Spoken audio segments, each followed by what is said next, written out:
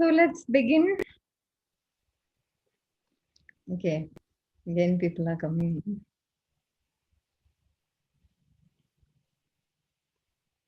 Hi Ajit bhai. Didn't see you. Okay.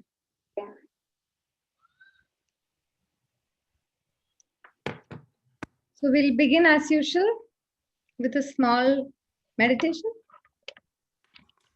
Okay. So just allow yourself to sit comfortably.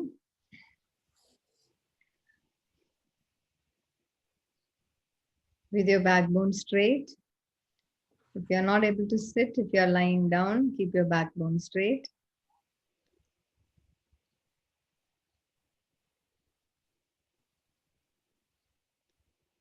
And gently close your eyes.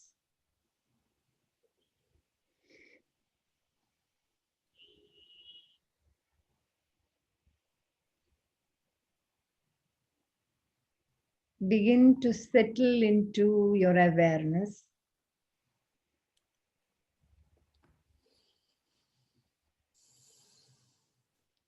Allow yourself to be aware of everything that is around you.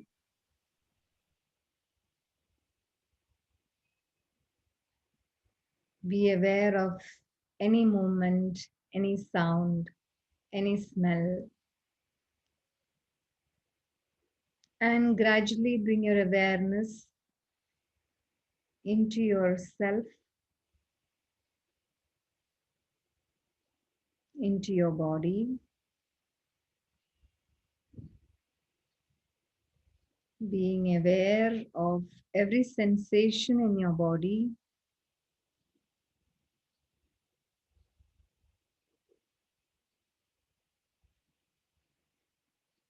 And gently be aware of your breath.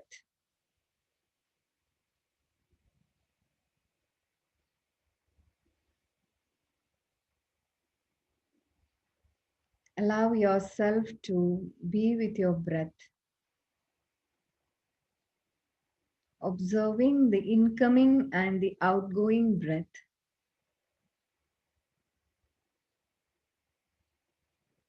Becoming one with the breath.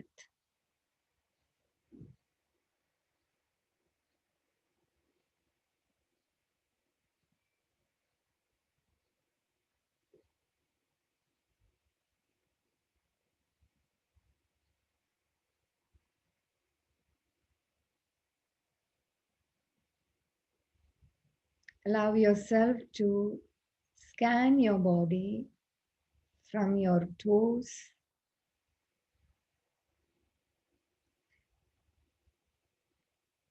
as you're scanning your body.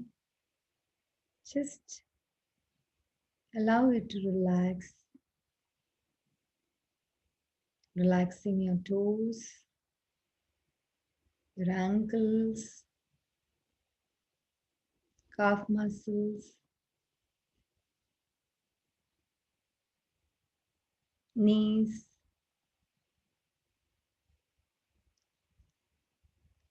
Let this beautiful feeling of awareness gently go into your thighs, allowing your thigh muscles to relax. Let it go up into your hips, your buttocks, genitals, perineum muscles.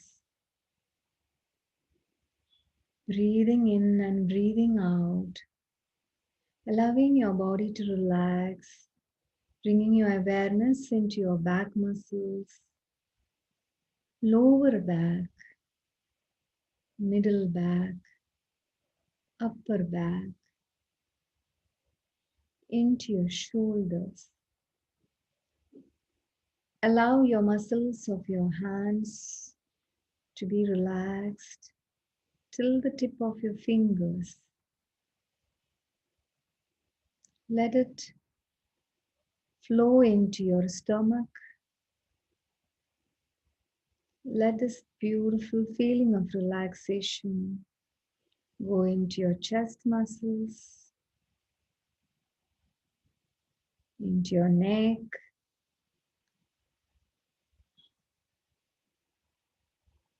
to your head, top of your head, forehead, the muscles around your eyes.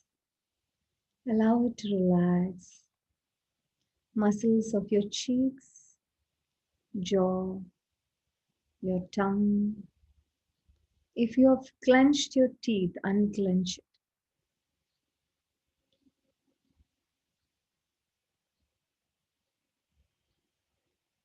Just observe your whole body being completely relaxed.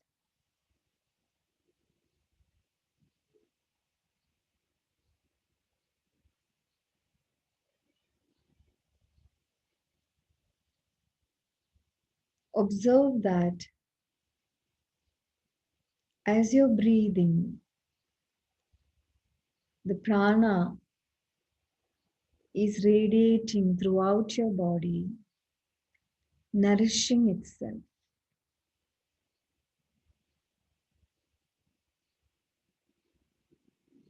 Receiving and surrendering to the flow of life.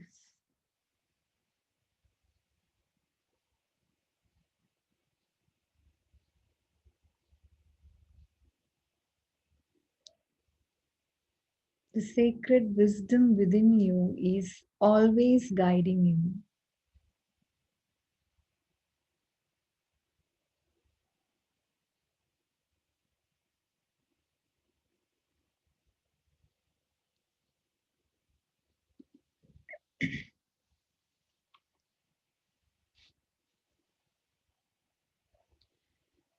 Relax your attention away from your thoughts, your mental labels for a few seconds. And in that clear space,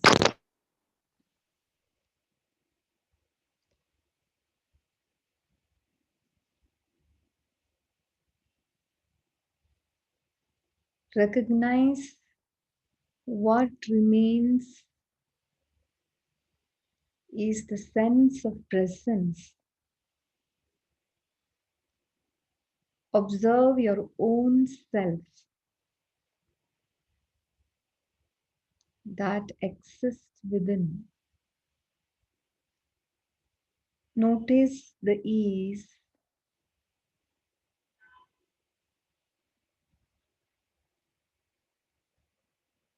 disown your thoughts, surrender to your breath.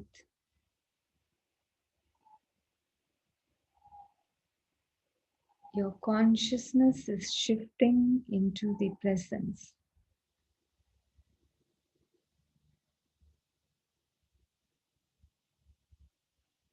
Notice the space,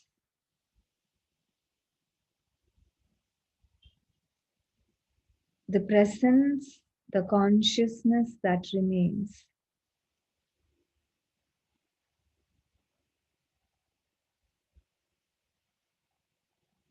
Presence is felt as a sense of I am.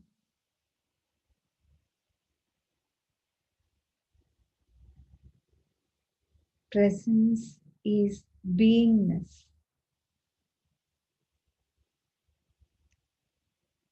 Presence is here and now.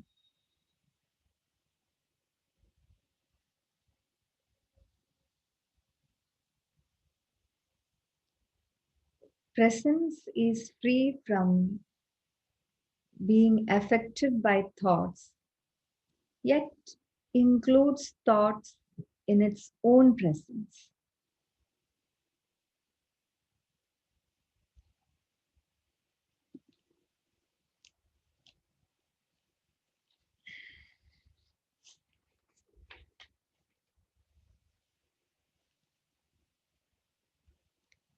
Presence is being free from being affected by feelings, yet includes feelings in its open presence.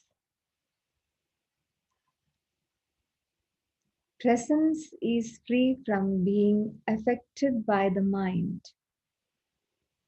yet it includes the mind in its open presence.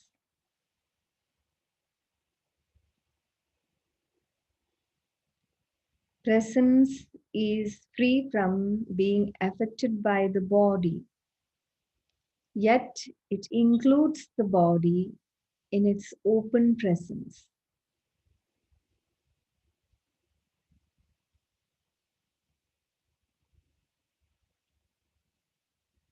Presence remains unaffected by the changes of life. Presence is itself formless, but expresses itself as all forms.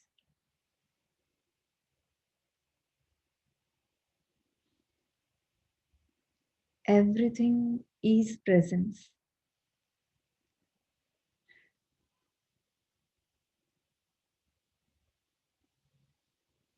If experiences are waves, presence is the ocean. Waves consist of ocean.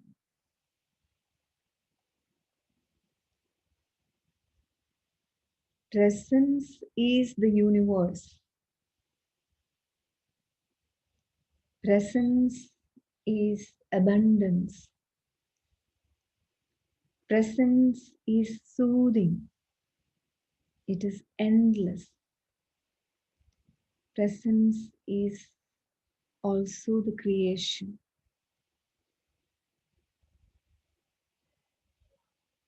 Presence is bliss. Presence is truth. Presence is alive. Presence is eternal.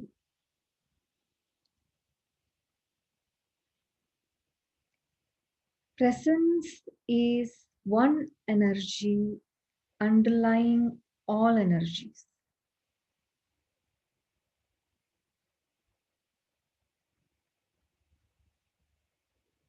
Presence is the fundamental vibration of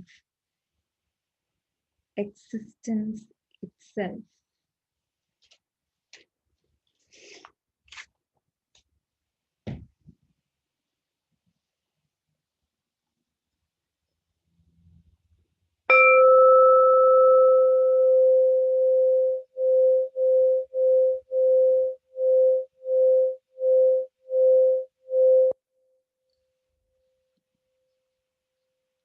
Recognize the presence as you relax.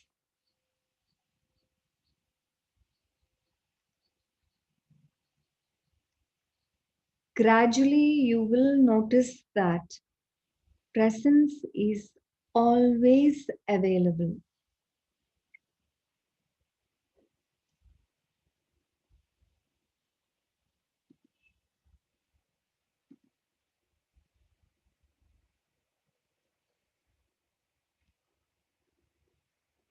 Presence is always available with or without thought.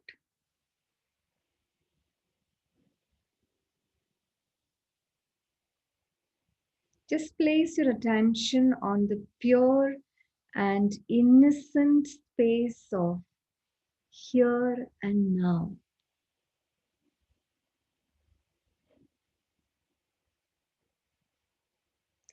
Recognizing beingness is like discovering the space beneath your thoughts.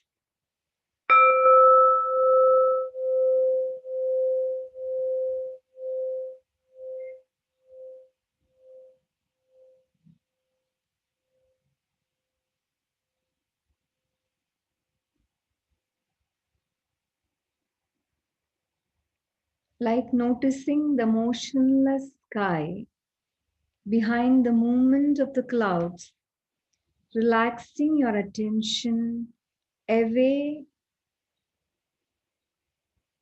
from your mind is like shifting your focus from clouds to the clear blue sky.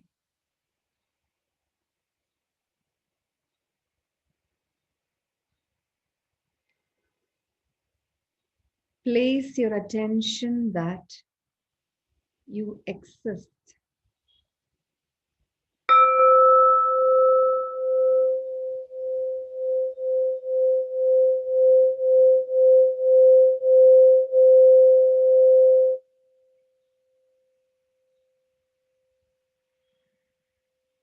Awareness attached to the person will wake up to its true self.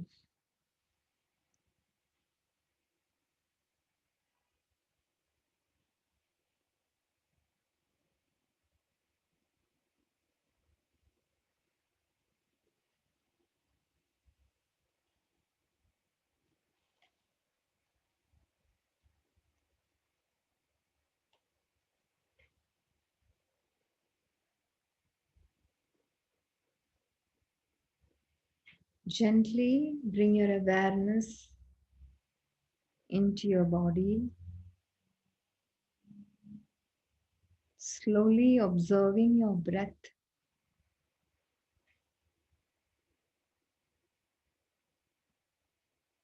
observing how deeply you breathe, just witnessing it.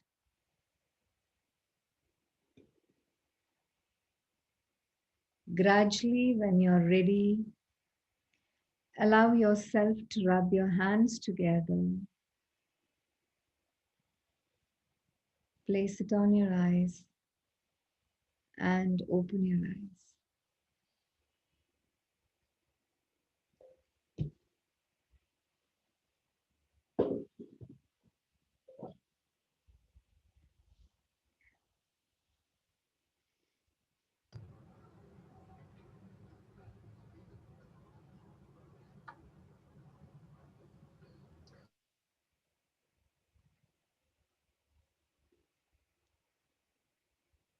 Hi, Nanamai.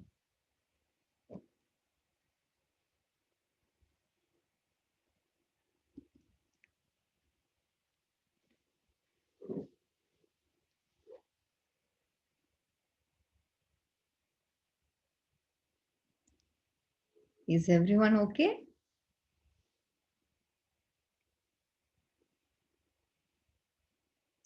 I'll begin the sharing the slide.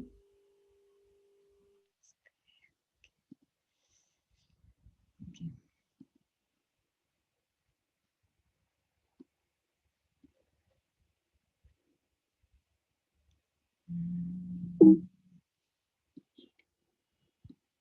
So, just being grateful to my parents, grateful to the creator, all my masters, guides, of course, to Sir and Ma'am, who's been guiding me throughout through this rising in love. And this time I've placed Ramana Maharshi's face for a particular reason, which I'll share maybe sometime later, because I had been to his ashram.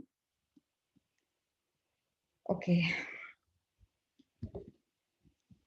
I don't know, we have done this before. I don't know, it just felt like writing this today. So I wrote fear of judgment. So everybody has the idea that we have a lot of responsibilities of pleasing other people.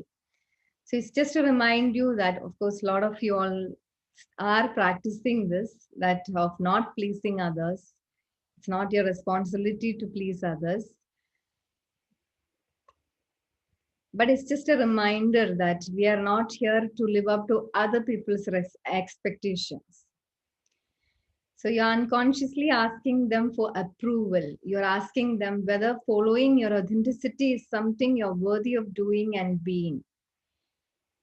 So every time you're going to ask people for approval, you just have to keep in mind that, you don't feel worthy about yourself. That is why you're going in for that. So you have to see where this is coming from. So what we can do is that a lot of people judge us. Of course, we also judge others. Even if we say that we should live without judging others, of course, we end up judging in many situations. Even we keep on judging ourselves. Even I do that. But the moment you're aware of that, we can make a shift in that. So whenever we find people are judging us, if you are able to love those people fully through loving them in your own mind, instead of fearing them, you start to experience how you are in a sense beyond them. Because whatever they are judging about you is your own deepest doubts or fears. So this is what we have to look into whenever somebody else is judging. I think few of the healers here would be already knowing that.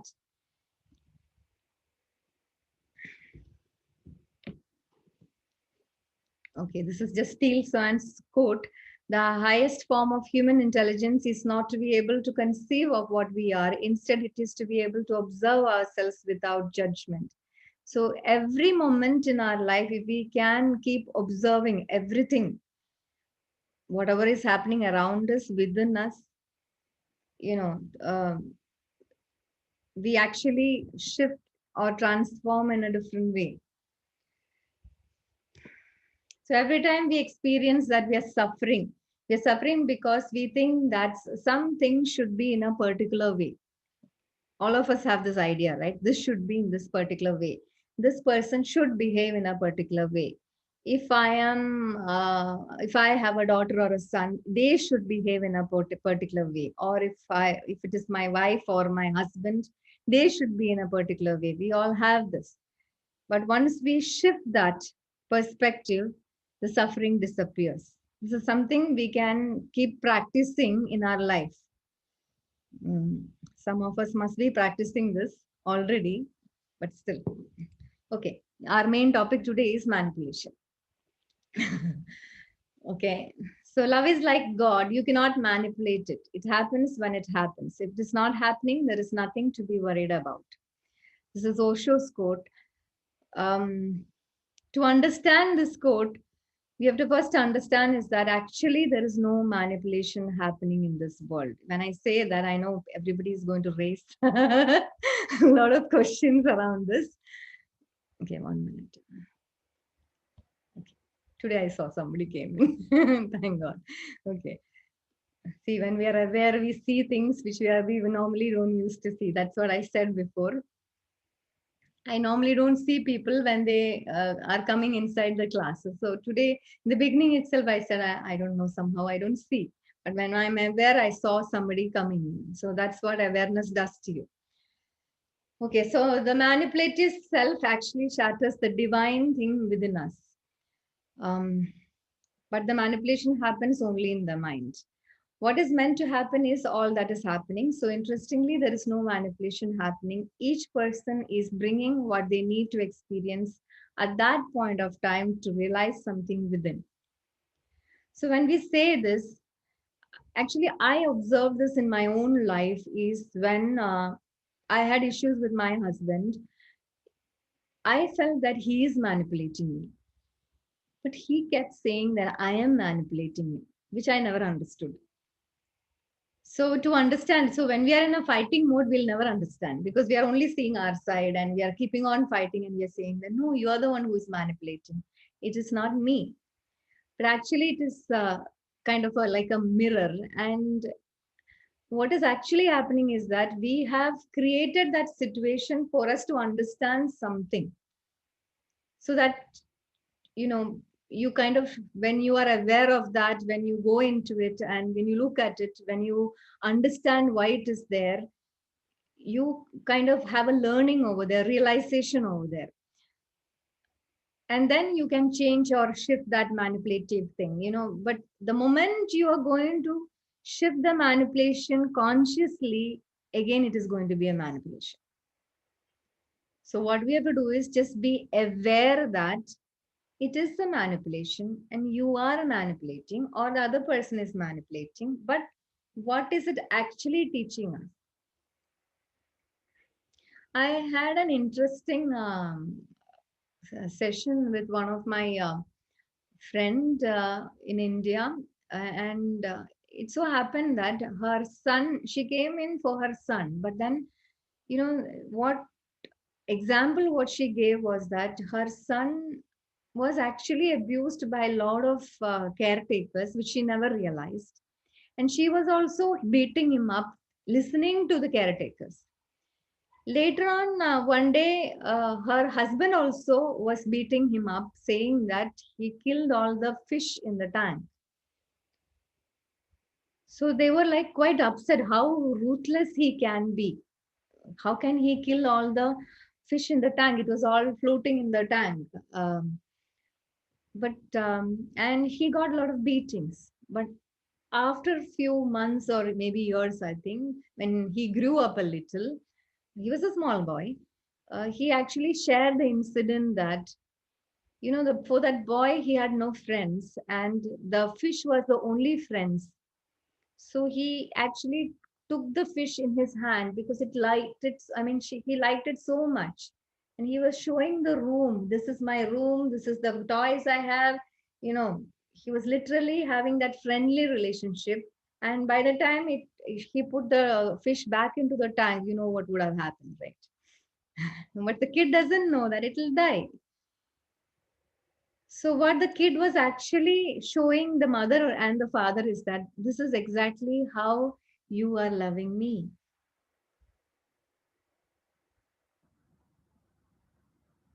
Because we don't understand in what environment they are in, and we tend to go and do things which is actually destructive for the child or whoever we are loving. And it is not the love they are experiencing, it is something else. So people actually demonstrate in front of us what we are actually doing in our life. Especially children do that very often. Otherwise, also a lot of things come into our reality in front of us. It just comes. We just have to understand this is exactly what we are doing inside ourselves. So manipulation is also something like that, because we feel that it is manipulation that is happening, but what is happening is actually meant to happen because you and the other person together has brought this reality to experience something. Right. Unless you experience that, you're not going to understand whatever the outcome is or whatever you're going to learn out of it. Whereas people normally we say that you should stop allowing others to manipulate and things like that. Instead of that, see where is this coming from. So manipulative energy is something which is actually there in each one of us. We don't realize it. Sometimes it is positive manipulation, sometimes it is negative manipulation. Right now, what I am teaching over here is also manipulation. Right? I am giving you a new perspective. It's a kind of a manipulation. You can call it positive or negative according to how you perceive it. Some things which I say, which you can't accept, you will say it's negative, right? So this is another quote of Osho. Only those people who are capable of being alone are capable of love, of sharing, of going into the deepest core into the other person, without possessing the other, without becoming dependent on the other, without creating the other, reducing the other into a thing, without becoming addicted with the other. They allow the other absolute freedom because they know if the other leaves, they will be as happy as they are now. Their happiness cannot be taken by the other because it is not given by the other. I know this is a very enlightened space to be. It is easy for enlightened masters to say, and we were like, we will look at it and we'll say, oh. Okay. But it's nothing impossible. It is like if we keep on practicing this mindfulness, observing ourselves, observing the situations where are we possessing somebody, in what way we are not giving freedom to the other, are they experiencing love when we are doing this, we can keep on observing ourselves, and we can of course observe what we are feeling in another person's presence also. How can you know the other? You can love, and through love, this miracle happens. If you love the other, great understanding arises on its own. Not that you try to understand the other, you simply love the other as he or she is with no judgment. So, okay. What happens is that most of the time, when we are in a love relationship, or even if it is a relationship as such, the love actually disappears. When you give a name or a definition to a relationship, the essence of the love disappears, because somewhere or the other the control comes, the expectation comes, the need arises, all those things comes. That's why just before the class somebody spoke about, yeah, we spoke about the marriage thing, and we said that before marriage it's so beautiful. Why? Because there is no control. You allow yourself to just simply flow into the feelings, expression, receiving, all that is happening. There are no judgments, everything is like blissfully flowing. The flow cuts off the moment you give a name to the relationship, the moment you give a certainty to the relationship. Like, um, if it is marriage, or if even if it is not marriage, even if it is a friendly relationship also, even if it is a um, brother sister, or a children and parent relationship, because you define it, you think that you need to control it in a particular way, and the love thing actually disappears. The person whom you think you are giving love is not experiencing love. Today, where I have written, okay, maybe as it goes, I think I can share some more. Okay, so let us tune into the uncertainties. Actually, I've been going through a lot of uncertainties in my own life. That's why all these lights are coming. Nothing can be secure, because a secure life will be worse than death. Nothing is certain. Life is full of uncertainties, full of surprises. That is its beauty. Can we all actually accept the fact that when life is full of uncertainties, it has a lot of excitement, a lot of life into it. It is thrilling. Whereas when you think that, okay, it should be, it is set like this, it is going to be like this, I am going to experience like this, then it is already dead, right? It is already dead. It is going to be, it's going to be really boring. If you think of it like that, okay. So courage is risking the known for the unknown, the familiar for the unfamiliar, the comfortable for the uncomfortable. Arduous pilgrimage to the some unknown destination. One never knows whether one will be able to make it or not. It is gambling, but only the gamblers know what life is. I know for some of us, it is a little difficult to let go of this fact that everything has to be set like this and secured and kept fine, and I know I'm breaking that thought pattern over here. Gradually, you can take in if at all you want to take in, but this is what actually will allow you to grow, because this helps your soul to expand in a different way. Only when you risk that it comes. So life goes on moving with 1,001 uncertainties. That it's freedom. Don't call it insecurity. So there is an example of a man in jail. He has been in jail for many years, and what happens is that one day the warden comes and says that, okay, tomorrow you're being released, you're set free. What happens to the person in the jail? Anybody can say? What is it that he or she will be going inside?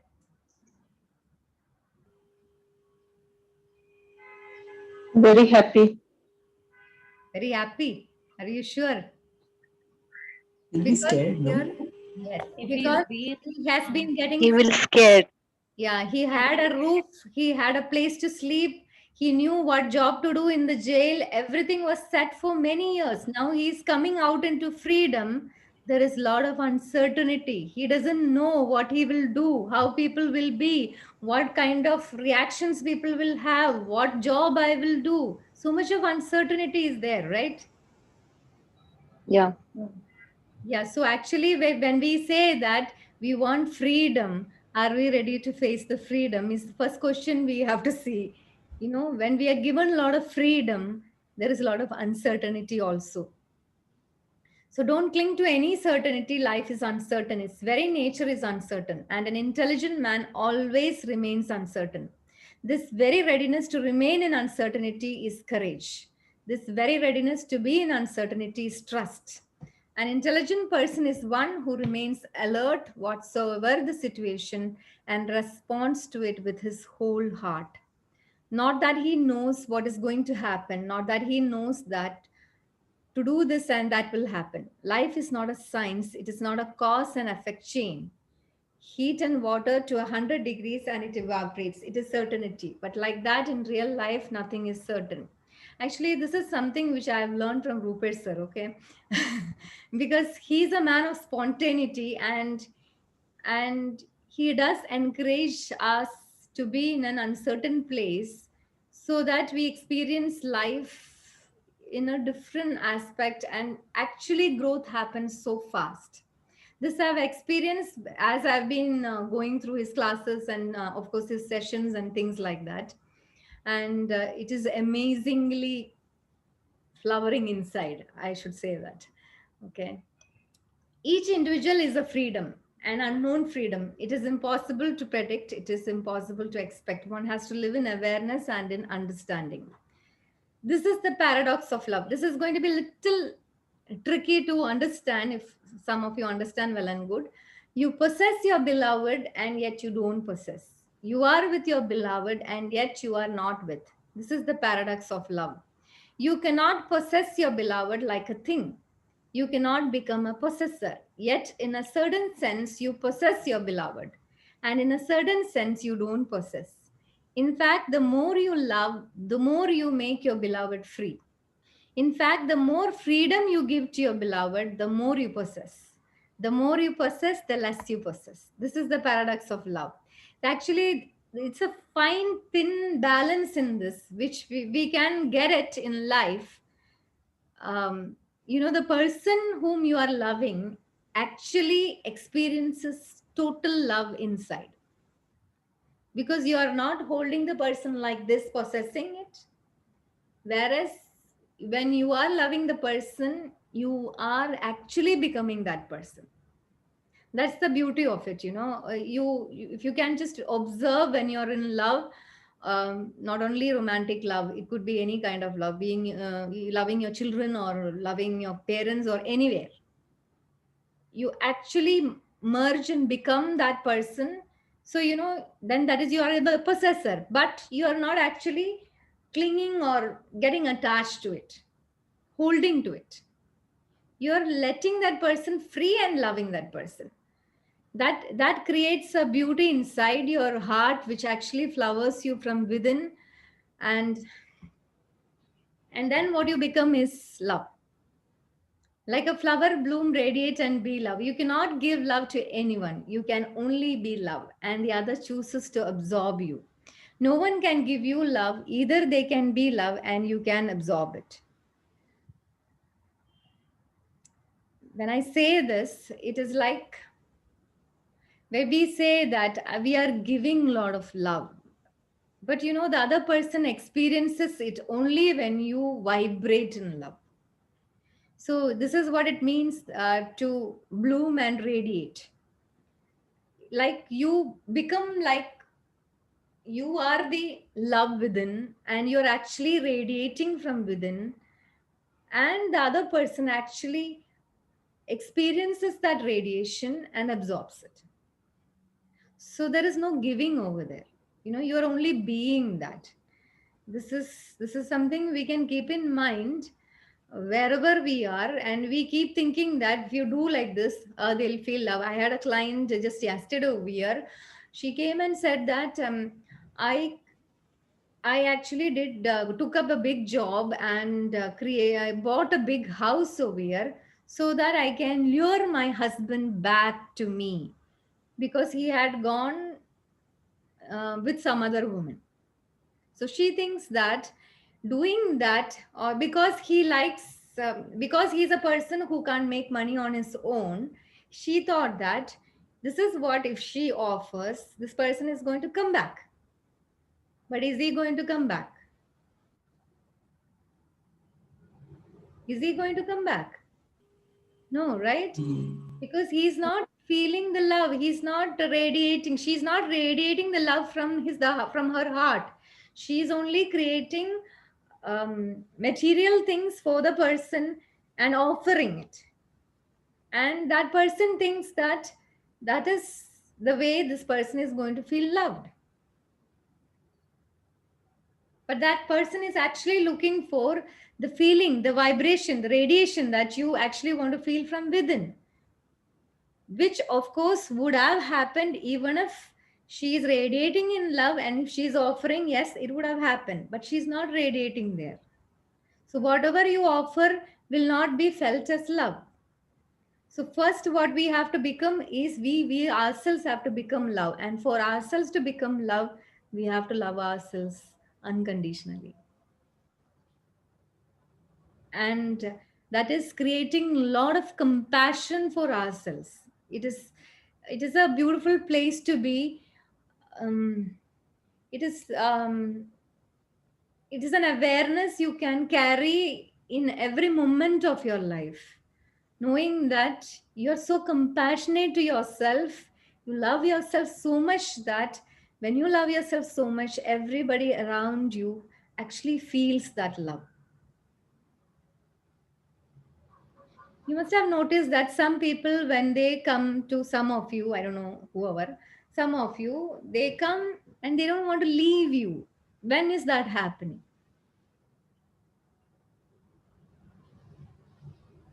When they're comfortable with you. Yeah, why are they comfortable with you? What is it that you're radiating over there? Love, acceptance, accepting, they feel accepted in your presence, or They feel radiating love, huh? radiating love. Radiating love. Yeah. So even if it is acceptance also, there is that vibration that they are actually getting attached to, is that radiation that is you're giving out, because you are being that. Okay.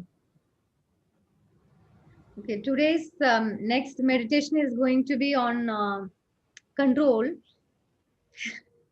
Uh, okay, so life is very holy and divine. You don't need to force anything upon it.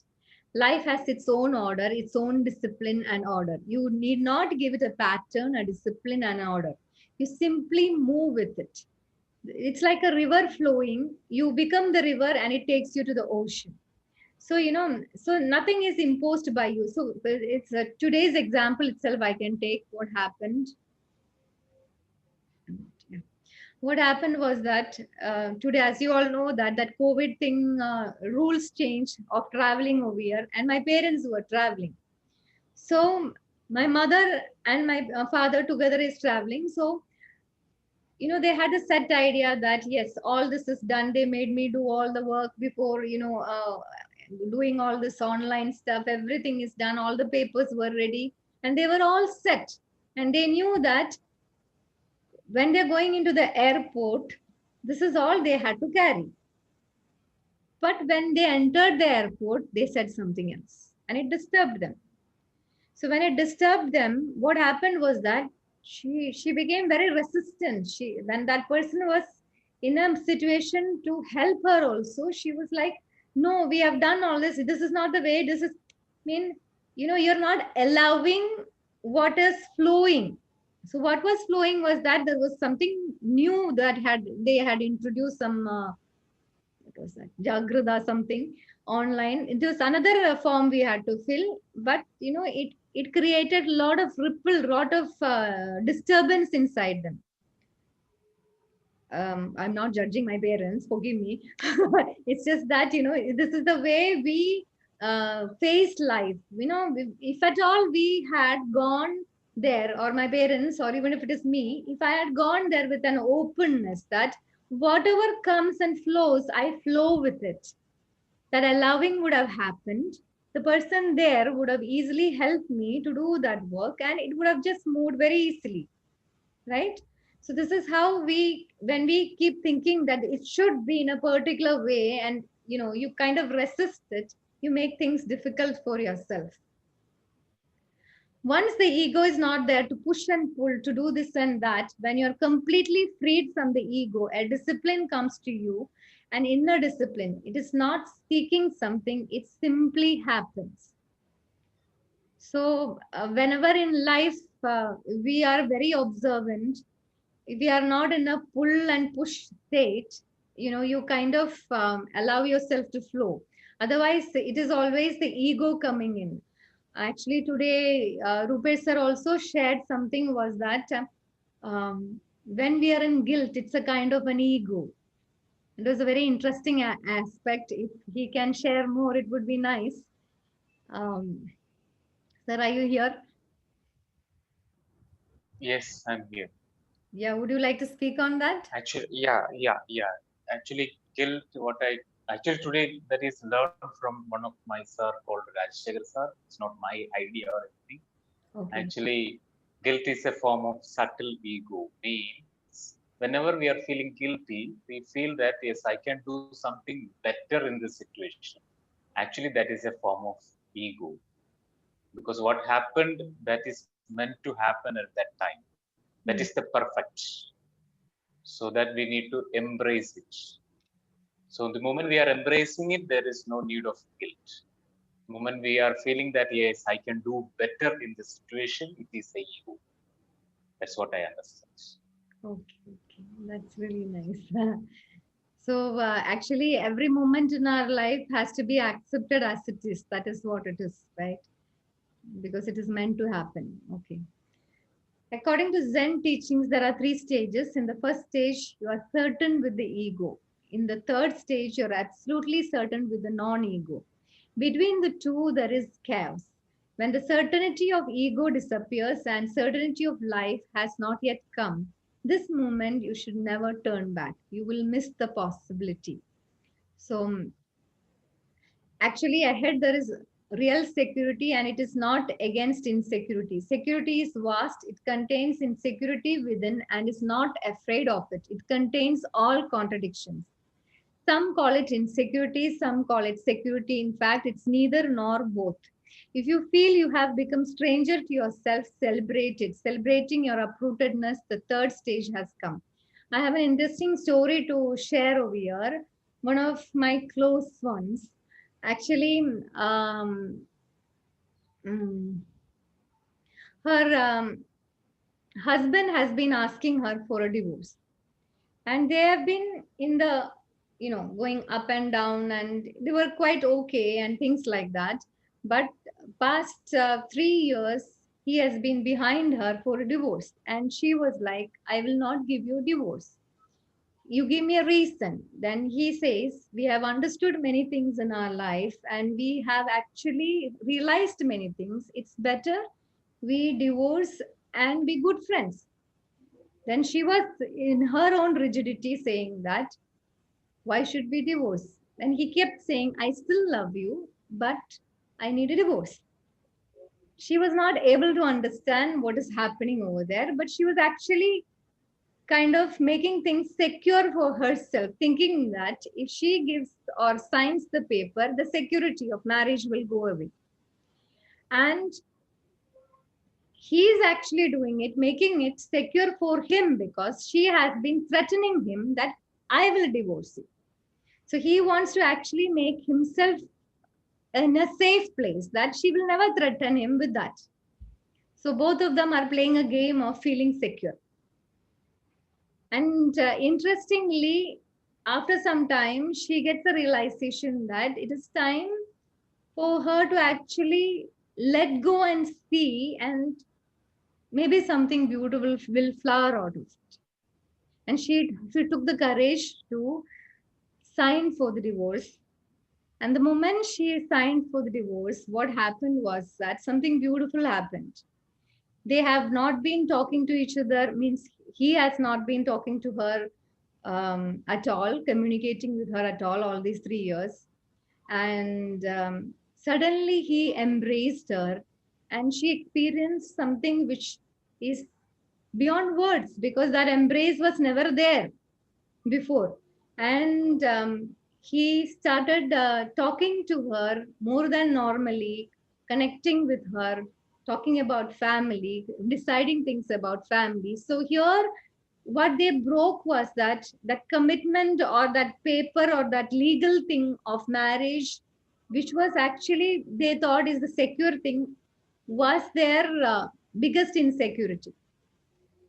So here, when the Zen masters, they say that when you are stepping into something insecure, there is actually a security within, and when you are stepping into something secure, there is an insecurity within, which is um, which is um, which is something which you experience only when you step into that uncertainty. If you are not able to step into that uncertainty, you are never going to experience that. So that's when they say that the stage 3 has come, and you might, it is very difficult for a normal crowd or a normal society to accept what I said right now, because for everyone that marriage is secure only when that the legal papers are intact. But something more beautiful bloomed out of it the moment she signed for the divorce. So um, it is like, what we think is, this is the right, or this is wrong, or this is the way, and the other way, the normal things what we see in the normal social setup may not be what actually blooms you from within. For this, you need a lot of courage to step into it. Just sharing things. Okay. When things are out of control. So many of us who are really suffering do not realize that it is because we feel completely out of control. Our biggest triggers are happening there, out of this feeling. Even things we would not uh, face. I don't know what I've written. Okay. For example, people forming negative opinions about us. If someone has made their mind up about us, and we can't change the way they are thinking about us because they can't be reasoned with. What is upsetting us in this situation is that we are completely out of control.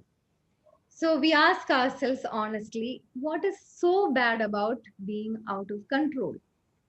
So when we are put in a particular situation where you feel that, you know, you are not in control, but the other person is in control, you kind of feel very insecure there. This is all well and good if you trust that someone or something, whoever is the other person on the other. If you trust that person completely, or if you trust the process of life completely, yes, there is no issue.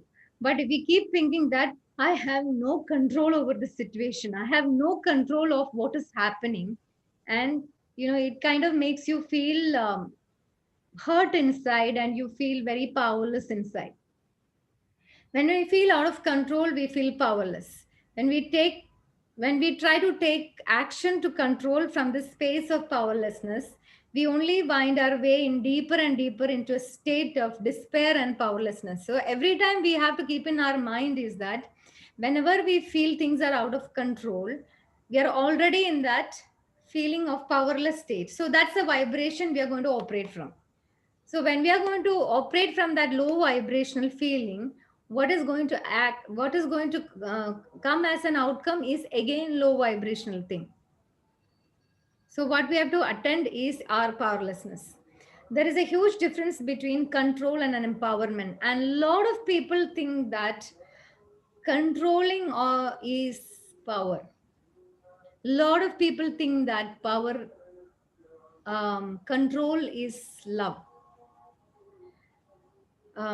Control and desire to control is an ego. It is the byproduct of fear. It only leads to disempowerment. On the entire opposite side of the vibrational scale is empowerment. So, whenever you have a desire to control a situation, always look within. What is underlying that? Empowerment is about finding alignment in any small way that you can, no matter how small or large. So whenever we are faced up with a situation where we have no control over the situation and you feel powerless, the only thing you can do is just observe what is actually going well in your life. So what is actually you have control over, even if it is a very small thing, as you know, I can just clean up my room. So that itself is actually your shifting your focus onto what you can actually do. The vibration shifts over there. Having influence over your own internal world brings about a sense of empowerment, whereby you know that no matter what happens to you, you are not powerless relative to how you feel. Stop focusing on the choices you do not have and focus on the ones that you do have. When we feel powerless, we slip into lack of consciousness. We stop being able to perceive the power and we do have, and the opportunities we do have, and the resources we have. So we fail to see what is actually there when you're in that powerless vibration and you're continuously either blaming the other person or trying to control the other person. So what happens is that it's like, you're shut in a room and, like shut in a prison cell for 10 years, not even realizing that the door isn't locked. It's exactly that. So when we allow ourselves to only focus on what limits us, we do not see the ways we are free. Okay. I don't know if there is something. Yeah. Okay. So if you feel really powerless, things as small as cleaning your bathroom or reorganizing can be enough. That itself will start giving you small energy back, that vibrations back. Of course, the next thing you can do is, of course, you can ask for help. A lot of us have this great ego that, no, I'll handle it myself. I don't need any help. So there is always an opportunity you can ask help from others. We are faced with the opportunity to awaken to a greater depth of spirituality. So even if it is asking help from others or asking from God, you actually receive help. We are becoming connected to something greater than ourselves, because as we are asking the help, there is a mass consciousness or the collective energy that is bigger than us, which actually empowers us. Find out what you're really afraid of in this powerless situation. Often, when we feel totally powerless, it is not the external circumstance that is rendering us powerless, it is ourselves. So, whenever we are in a mode of we have to control the situation, we have to control this other person, or we have to, understand where is this coming from. Go deep within you and look, where is this insecurity coming from, where is this powerlessness coming from. We are just totally unprepared to face the consequences, so we have become paralyzed. So allow yourself to face the consequences. We are no longer stuck and powerless. Love in any way you can, no matter how small or large. Appreciate anything you are capable of appreciating in your life. Feeling out of control is a state of fear. At all moments of the day, we have a choice between love and fear. The opposite vibration of fear is, in fact, love. This is our first Rising in Love class. I believe you all remember choosing love over fear. This is something we have to practice on a daily basis, each and every small thing we do. The beautiful opportunity that is available to us in a situation we have no control over is that we get to practice the art of total allowing. We will not win the fight against uncertainty by becoming certain. We will not find our stability by trying to make the unstable stable. Instead, our certainty and stability comes from decidedly embracing uncertainty. Embracing uncertainty does not mean that we stop wanting. It does not mean that we stop creating our lives. And it doesn't mean that we stop taking action to create what we want in our lives. What it means is we untangle our intention from our attachment so as to let our attachment go. This is exactly what has happened in the example I gave just before, wherein that lady actually untangled herself from the attachment of marriage. The future is not certain, not for anyone. Even those of us who can see it will tell you that it changes as you go along. This is, we in Theta Healing, of course, we do the future reading and everything. But even if we do that, there are many things which are not certain and it keeps changing. If you change even one perspective, that can alter your entire destiny. So the moment you are going to change your perspective, your awareness, the future is going to change. If we become preoccupied with avoiding pain, We resist the waves at our own peril. We miss the glory of our lives. So embrace the uncertainty of your lives. Send the universe the message, bring it on, and you're going to see a lot of sunsets and sunrises. Okay. So, do you all have any questions in this or any opinions we can discuss over this? You know how you said like in theta healing we can see the future. Yeah. Yeah, we do that. Yeah. So and then the whole thing you were talking about like uncertainty. Yeah. So when we do future reading, we're giving some sort of certainty, right? So doesn't it contradict? Yeah, it does contradict it. The whole thing is of contradiction only, right? Because in theta healing, we do the future reading for what? Like to see if anything is like negative, you change it. Yeah, if there is anything that is coming in your way, which is actually going to hinder your way to that path, we are going to actually Yeah. change that, right? Yeah. Yeah, but even when we change that, we never know what is actually way ahead of it. There is an uncertainty there, even though you've cleared the path. You're only clearing the path. For example, we are only clearing if there is a hole on the way, if there is a big pit on the way, we are actually taking another way where there is no pit. But you never know what is the future ahead that. Okay, that is what we are doing in Theta. But of course, little bit of certainty we always try to bring in. It is for our mind to feel safe at that moment of time. Yeah. Yeah. There is Exactly. always an uncertainty. There is a way to flow into uncertainty because sometimes we feel that this is the best thing for us, and we start creating that as of our future. This is what it has to happen. It has to happen, and you continuously be in that.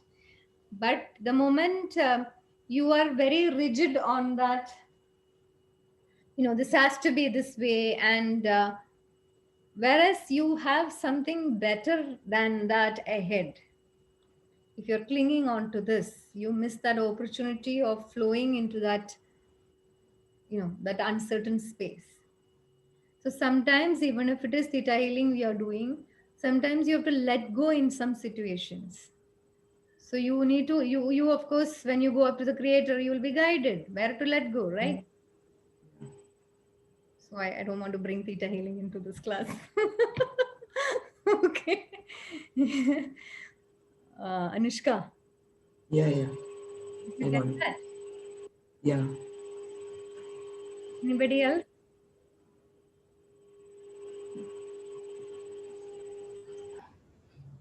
I have a question, Priya. Yeah. Who is this? Um, this is Surabhi. Surabhi. So, yeah, in the divorce example that you gave, Yeah. but the husband started showing love after divorce, but isn't it a very conditional love? Like he didn't even talk for 3 years till the divorce papers were not signed. Yeah. So it is very conditional. What is the point of such relationships? Even if he shows love, like leave it. I mean, I don't know. It is not the love thing that is important over there. It is the flow there, because nothing was flowing there. First of all, there was no Mm-hmm. flow in the relationship. There was no communication in the relationship, and all she wanted was communication so that she can communicate about her kids with her husband. Okay. Okay, she was not looking for love there, but the flow happened only when she let go of that. Okay. Okay, experiencing love is something different, of course, but that rigid space actually allowed her to experience something better in life. Maybe she is able to at least flow with that. That relationship itself is, it doesn't have a name now. So Okay. you never know how it is going to move forward. But that opening happened over there because until that time, she is also feeling this closed feeling of, no communication, no way of connecting and everything. Of course, this isn't the highest and best, I wouldn't say, but I'm saying that there are situations wherein, you become so rigid that you don't allow things to flow. Maybe something else will happen in her life. Maybe she may fall in love with somebody else. Maybe something else better will come into her life. You never know. But at that moment, she has been holding on to that um, what rigid space that I will not give a divorce was not helping her nor him, right? So Fine. it is not easy to step into that uncertainty space and just go for that, and that flow happened. Anything can happen after that. Maybe love can happen, maybe hatred can happen. Never know, but there is a flow. Instead of being in that stuck space. That's what I meant. Can I share one thing? Yeah, yeah. According to Surabhi's question, with that one thing very interesting come is she talk about condition. It's a conditional love. Hmm. So what in this example, what I understand is what that person that she could able to unconditional herself through accepting or through allowing the situation. So the moment she become unconditional, what happens? She becomes the love. So she don't need any love from outside. She is love. So according to Rumi's example, what is love means? Love is unconditional. The moment we become unconditional, we become the love. So that's an experience come to her. That's what I understand. Okay, thank you. Thank you, sir. So, Rupesh sir, this is a very good insight, but I have another question that, like you are saying you become unconditional, but sometimes people take advantage. They put a lot of conditions one after another. You meet one, another comes up. You meet another, then third one comes up. What is the difference, or how can we differentiate, like whether are we adjusting, or are we giving unconditional love or becoming No, love? I'm not saying we are giving anything. I'm just saying that we become unconditional to ourselves. I'm not saying we have become unconditional to others. That space is that in that example, she is so rigid to themselves. She is so rigid that I'm not giving anything. That's a rigid space to her own self. She's stopping her own flow, not others' flow. So what she is experiencing is what I'm sharing. She becomes Okay. unconditional. Okay. Okay. Preeti, can I add something? Yeah. From what Surabhi asked, how do you differentiate between staying unconditional and being taken for granted? I think that's what she asked, right? How do you know you're being unconditional when somebody's, I think when you're unconditional, you Yes. don't get frustrated. That's the main difference. You don't really think I'm being unconditional, I'm being unconditional. It doesn't, you're not consciously being unconditional. So there's no frustration there. The moment you're getting frustration and you feel that, oh, this is a second condition, this is a third condition, that means you're not unconditional. I think that's the main difference. When you're unconditional, you are not really feeling it. It just flows, like sir said and Priyaji said, it flows naturally. When the frustration comes, you are in a conditional space. Yeah. Okay. Yeah, that's good. Actually, what she shared was that when she was signing the paper, her heart space actually expanded. This is something we all can look into, and I think Rupesh sir class, whoever has attended, what is exactly observing your heart space expanding when you are actually doing few things, and that expansion is uh, something what we are here for, right? Okay, so now we'll go into meditation. Ready? Yes.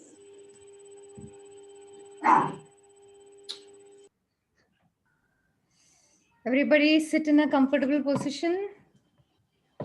Somebody is lying down, that's also fine. Don't sleep.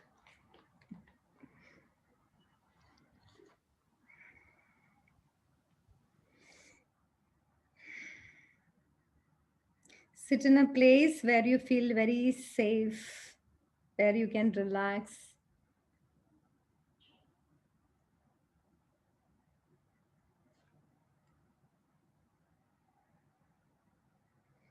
And allow yourself to keep your backbone straight, aligning with your neck and head, as though something is pulling you from above. Gently close your eyes.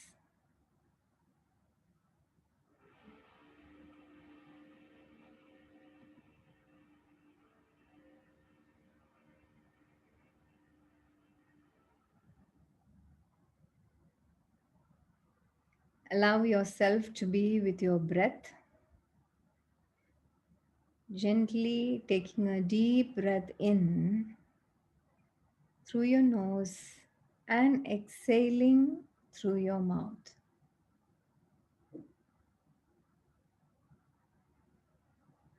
Now, inhale with me as you raise your shoulders up towards your ears and exhale as you roll them back, pushing your chest outwards.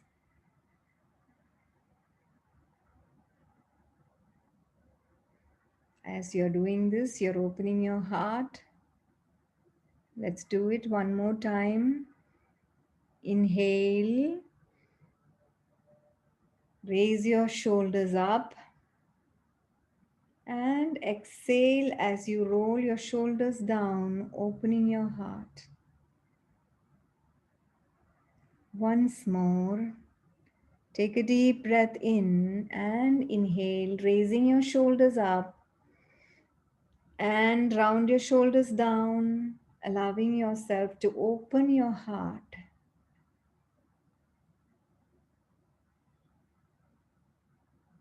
Now just be with your normal breath.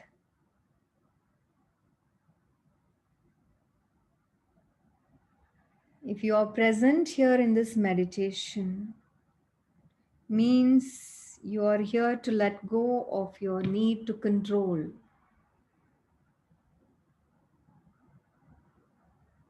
You are ready to embrace more flow into your life.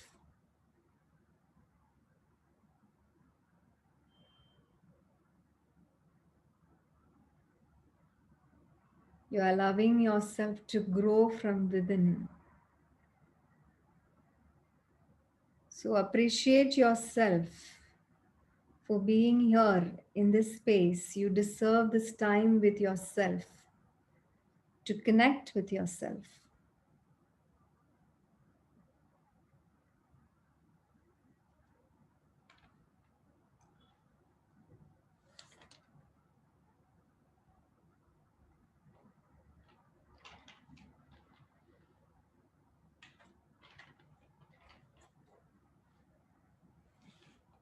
Release whatever is holding you back.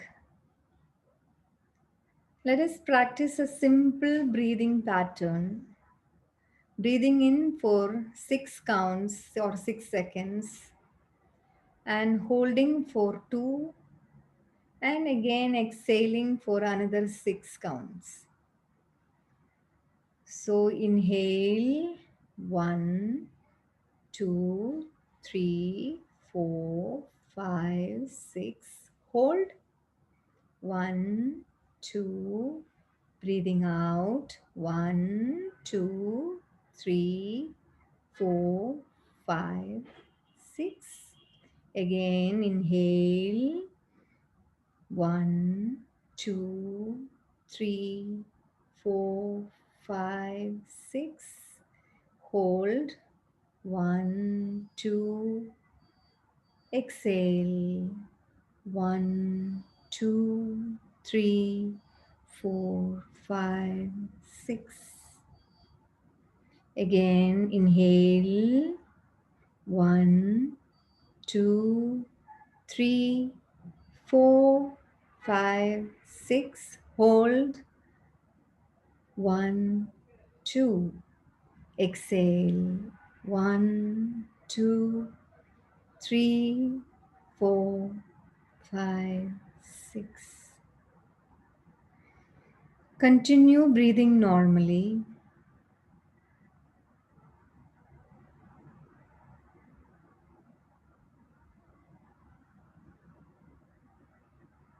Everyone feels that we feel safe being able to control everything.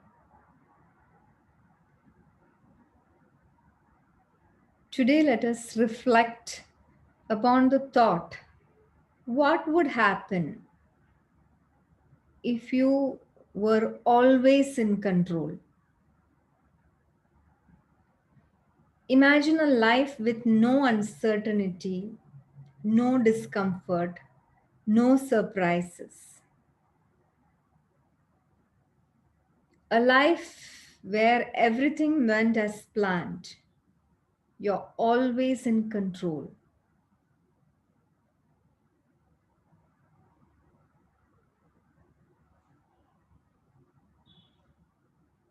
Just reflect and observe whatever is coming to you.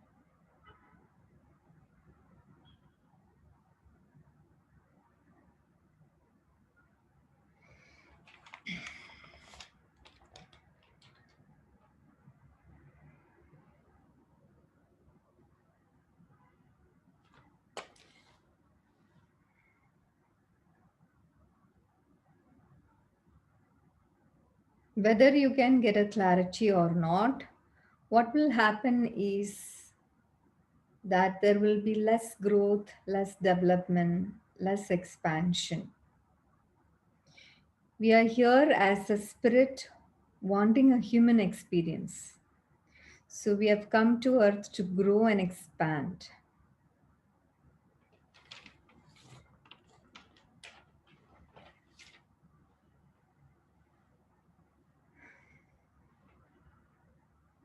So allow yourself to be with your breath. And as you're breathing in and breathing out, observe what is your real need or fear beneath the need to control. What will happen if you let go of the need to control?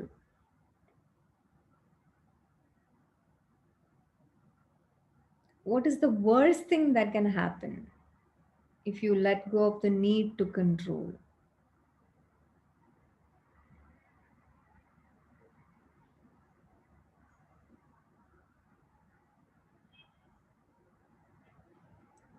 Imagine you are an artist exploring this insecurities or the feeling of unsafe if you are not able to control. And if you were to draw a line around these insecurities and unsafe feeling, where does the line start and where does it end?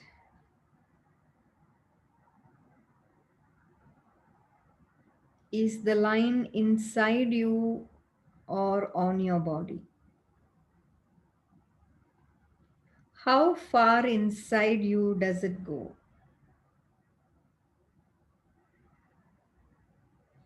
Allow this line to transform into an image, whatever comes to you. Just be with the image. Notice the image.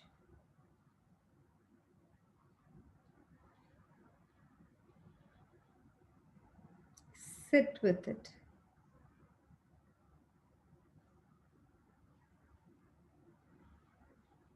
Observe, is this image moving? Is there any emotions with it?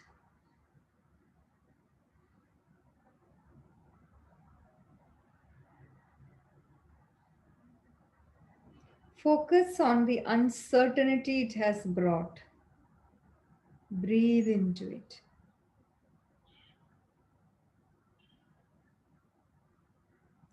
Allow it to surround the image. Allow your breath to interact with it.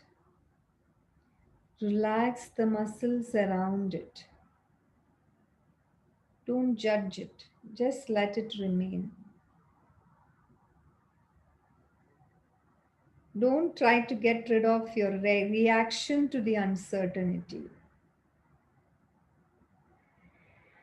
Just allow yourself to understand that it is there. Accept it. Accept that you are controlling and judging because of this insecurity within you.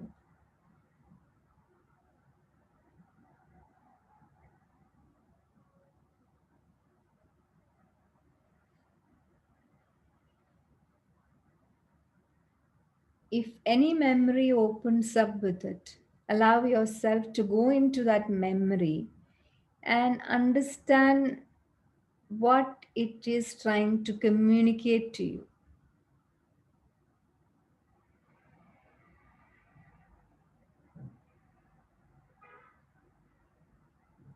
Having this insecurity, what did you learn in your life?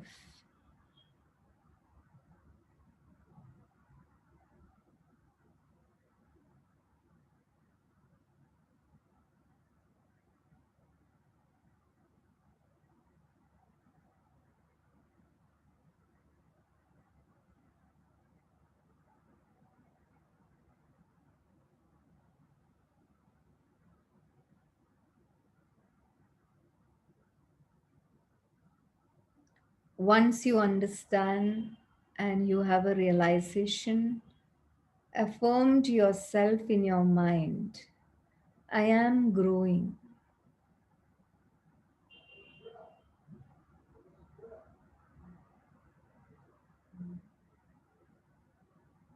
Accept that you cannot control the world, but you can control how you react to it. Tell yourself, I am ready to let go of the need to control, knowing that it is safe to do so. Bringing this awareness, allow yourself to take another deep breath in. 1, 2, 3, 4, 5, 6. Hold. 1, 2. Breathe out. 1, 2, 3, 4, 5, 6. Allow yourself to breathe in, inhale. Inhale the courage to face uncertainties. And hold. And exhale the need to control. Let it go. Again, take a deep breath in, inhale. Inhale the courage to face uncertainties. Hold. And exhale. Exhale the need to control.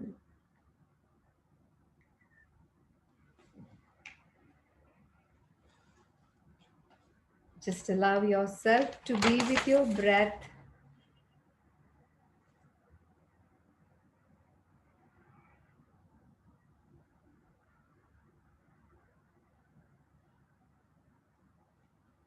As you inhale, make yourself aware that when you allow yourself to flow without control, you experience a beautiful vibration within you. Observe where you're feeling this vibration in your body.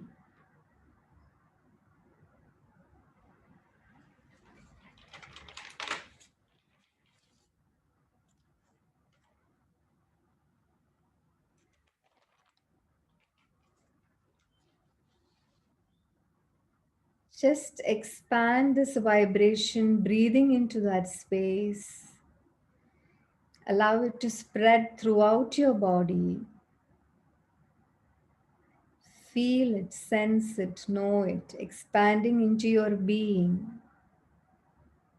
The flow of love radiating within you.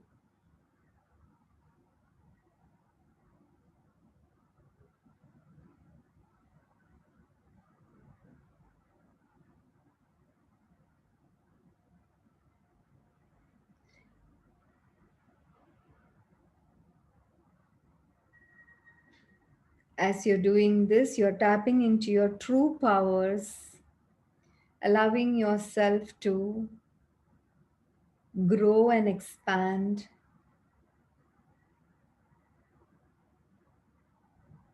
vibrating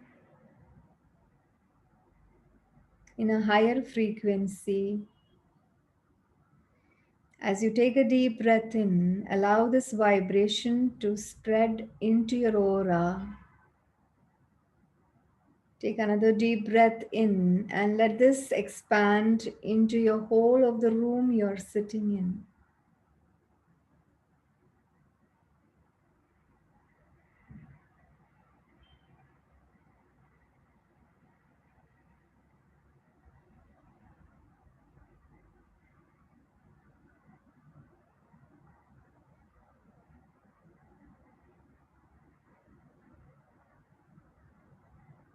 Whenever you are faced with a challenge, allow yourself to go back into your breath and observe your own feelings and understand from within and tap into this beautiful vibration of love pulsating within you.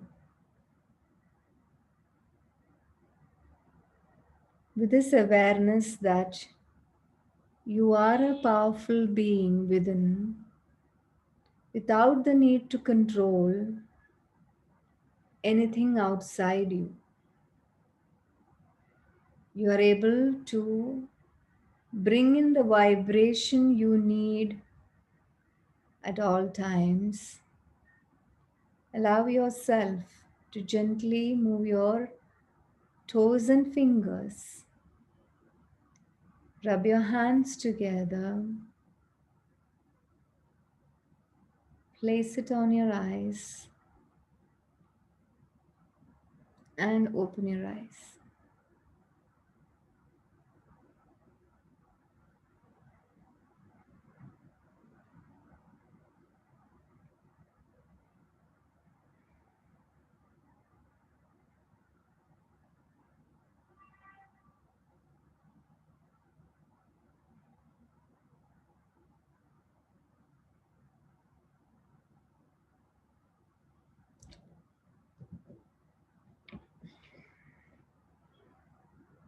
So, how many of y'all could find out what was your real need to control?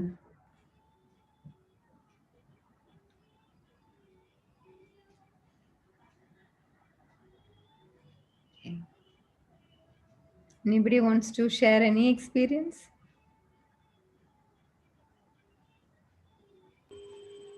Not the like. I have a question. When you said the whole, the artist thing, draw a line.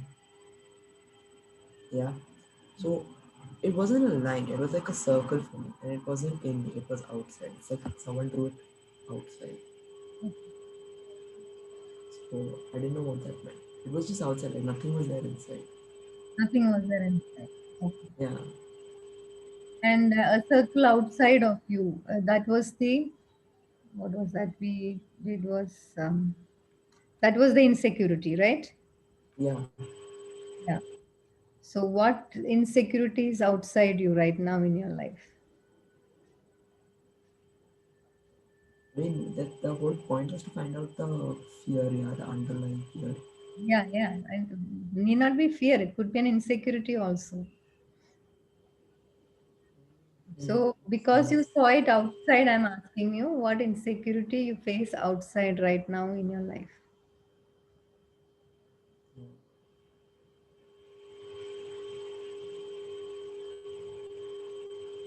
Just what I got was like the family thing. Family thing.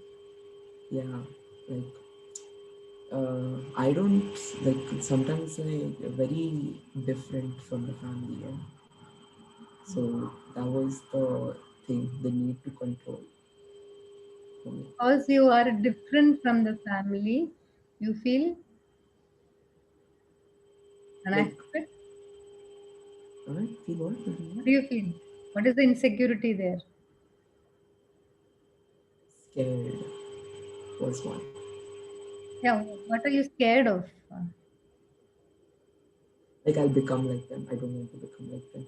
That The was fear the is that you will become like them. yeah. So now you know what to work on.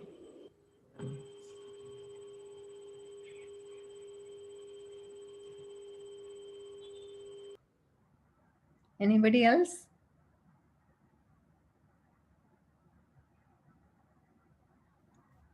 It is not the experience that I want to share, but I have a question though.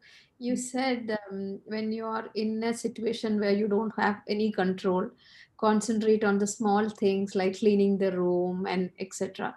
That is again you are asking to do something which you have total control of, right? Again, we are going into that vicious cycle itself of controlling, right? That Or is, is it something? yeah, that is just to shift the vibration. Hmm. Because when you Okay. feel very powerless and you feel that you have no grip for anything anywhere, it is just to bring back that power that you are looking into what you already can do. Okay. Or else what you're going to do is you're going to fight with the other always. So to stop that, you shift your focus onto something which you can, where there is power inside, so that you can expand from there. But then again, when go back to the other situation, I will try to control that. Controlling thing will still be there, or it won't be. That's why we did this meditation. That was what I said in the class. But in the meditation, what we did was, um, what is the need in that particular situation for you to control? What is the underlying problem there?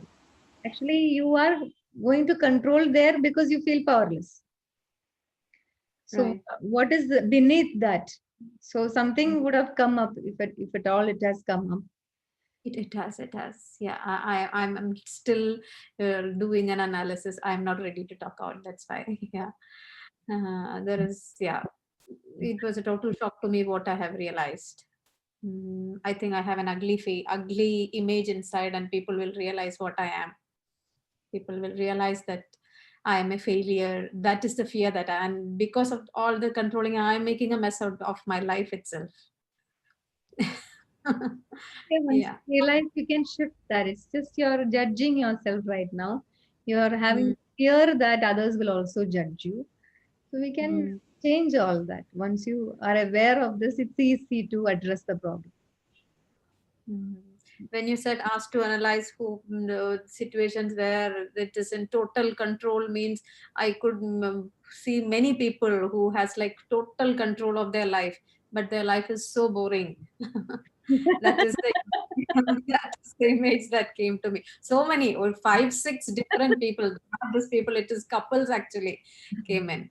One being my in-laws itself, they both are government employees, retired government employees. Their life is like Set. flowing smoothly for the I think for the last 30 years I have not seen any change. Yeah. I think a lot of people in this group is very adventurous who actually steps into a lot of uncertainties. You can Right, see many right. faces. I'm not taking names. All those people are smiling. Anyway. I think people who have come to UAE itself are adventurous. I think life is not easy. Yeah. Mm. Hi, Jishi, Naina here. Yeah.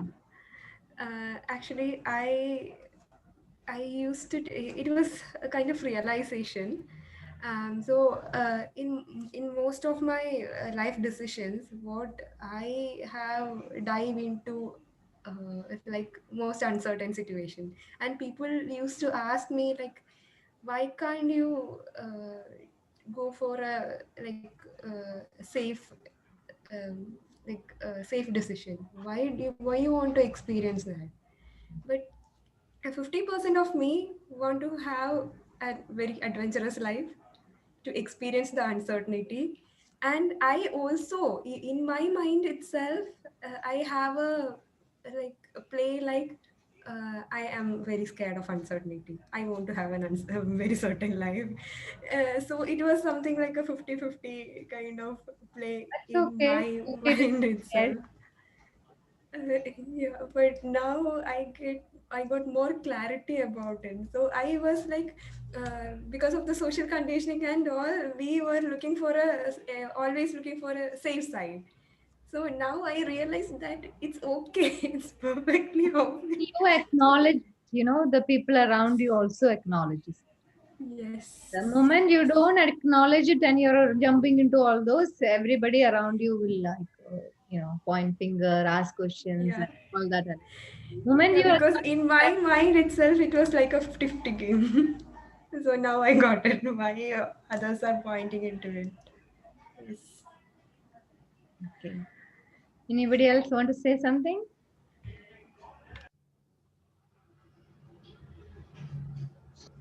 No more experiences?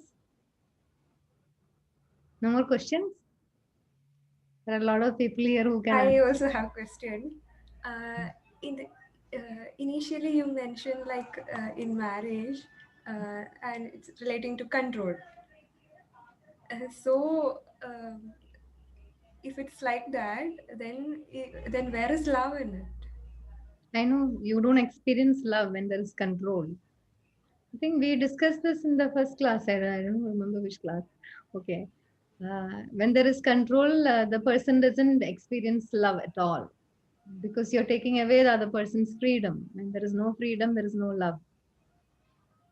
So now the whole institution of marriage is fully into conditioning and That's expectation. why this age, children they say they don't want to get married. It's a stupid institution, they say, because they understand all the ugly side of it. Because they all love to experiment love, flow in love. They are more evolved. The children born in this era.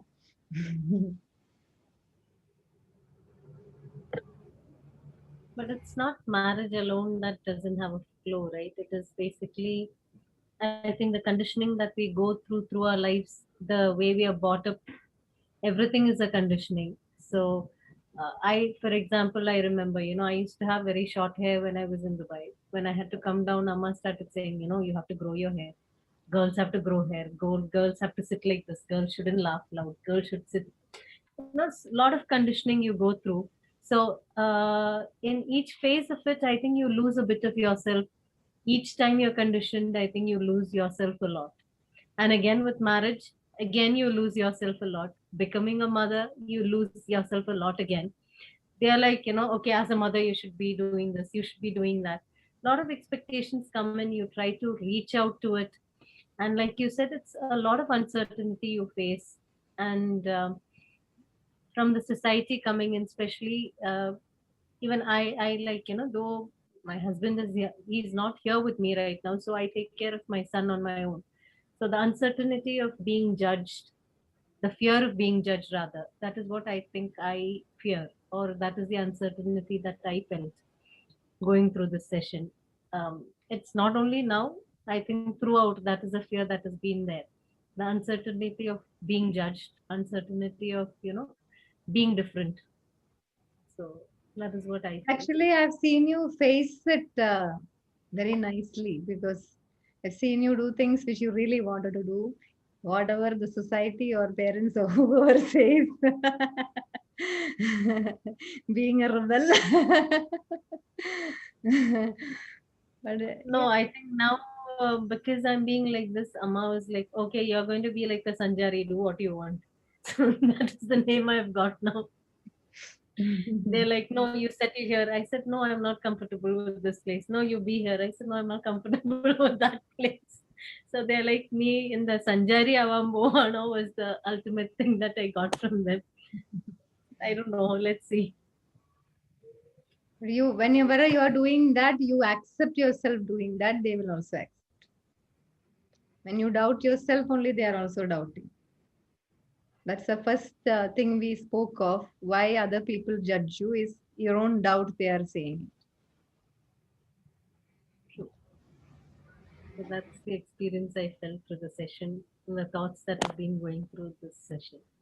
Okay. Anybody else want to say something? Somi, Yanamai, anybody wants to say? I see things totally different, Priya. Yeah, you That's can why say I'm whatever it is, you can say. Here, everybody is receptive to anything. You can just say. okay. Then I will see. First, I saw a face of this Kathakali, then the all lot of green painting and all. Is it Kathakali? That face is with full of green and Yeah, that is I it. don't know. Yeah. And these are all comes within seconds. Then suddenly it went to Ayyappan. The way he was sitting, no. So then I started searching who will come. Nothing came. After long time, that Narasimha's face came. Now that I could see that face. Then it changes to Hanuman. Then I thought, why all these space things are coming? But finally, what happened was, it was full of, when you started finishing, then pink color with a lot of light, it came. That that is the one thing that took time to go. Other things just comes and goes. So these are the things. This is what I told. Everything strange only. No? No, it all Another has thing. meaning for you. No, there is another thing. When I do this meditation, here I see the things. Every day I do, but I don't see anything. So maybe this group has got some, not maybe, definitely it has got a lot of energy. That's why. Otherwise, when I do alone, I don't see anything. Yeah, the group energy of meditation. That's why we always say do the live meditation, not the recorded version. So these things, now I told, now you tell me, Rupesh, what it means. Ah, Any meaning the to see question. all these things?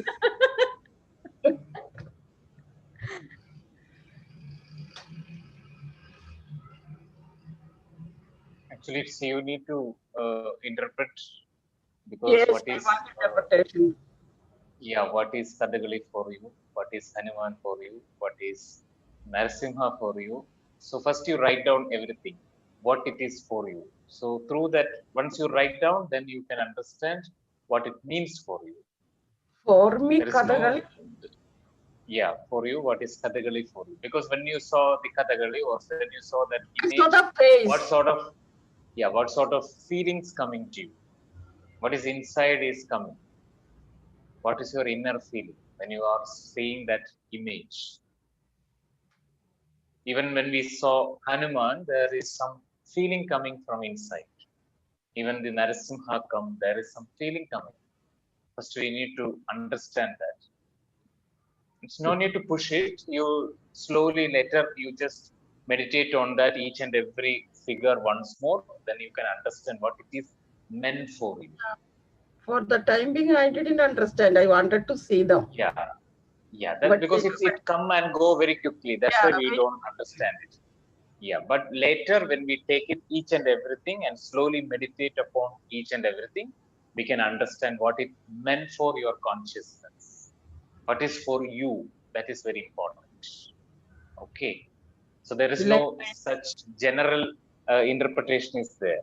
General interpretation is always lead to meaninglessness. So better thing is we need to interpret because it is for your consciousness. Okay. Thank you.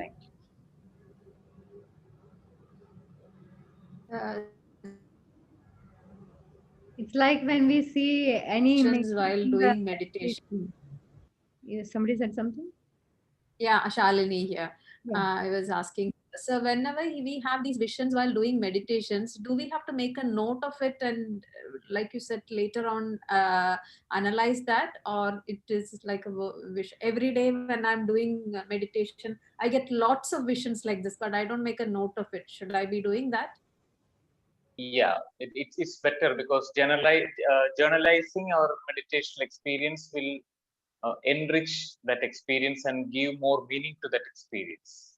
It's not need to analyze from our logical mind. We need to open it and more meditate upon that, so that our inner interpretation will open. Okay. Okay. Like today, like when I was going into it on a deeper level, like when she said, first I saw something blue rolling. It kept rolling. I don't know how to interpret of that. And the same way, after some time, I felt a yellow eyes. I could see a kind of a yellow eyes opening, and I got drawn into the eyes actually. So I don't know how to interpret that or what that means, or uh, I couldn't make any sense of interpreting that. I was trying to focus on what she was trying to say as to, what the insecurity is or what that is. I was focusing on that, but I was going through this. Even the initial meditation, I could feel a yellow eyes opening up. I don't know why I felt a yellow eyes opening up today. So, and I did see something blue rolling. It was the blue thing rolling first and then the yellow eyes opening up. So I don't know. What sir said was that you meditate on that, so that will open up to you. Mm-hmm. So you will understand it in a deeper way. Mm. Don't leave it, okay? Because it has some significance.